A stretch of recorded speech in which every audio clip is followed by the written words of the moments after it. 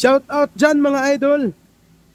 Yung kaibigan natin nagpa-compute ng overtime kasi hindi daw siya marunong mag-compute para malaman niya kung magkano yung sahod niya.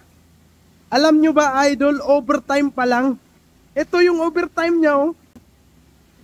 90,000. Overtime pa lang 90,000 na. Buhay na. Grabe no.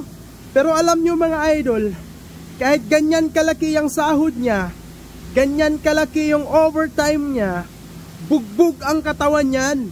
Huwag nyong iisipin na porket malaki ang sahod, okay lang. Kaya, kung may makikita kayong mga taong ganyan, na malalaki ang sahod, huwag nyong iisipin na nakuha lang niya nila sa madaling paraan. Katawan din ang naging kapital nila niyan.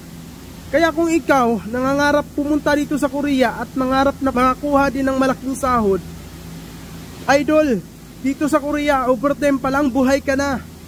Kaya kung ako sa'yo, sipagan mo ng pag-aaral dyan.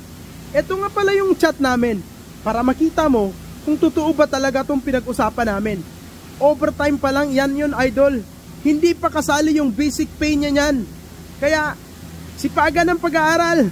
Tuloy-tuloy lang. Laban mga idol.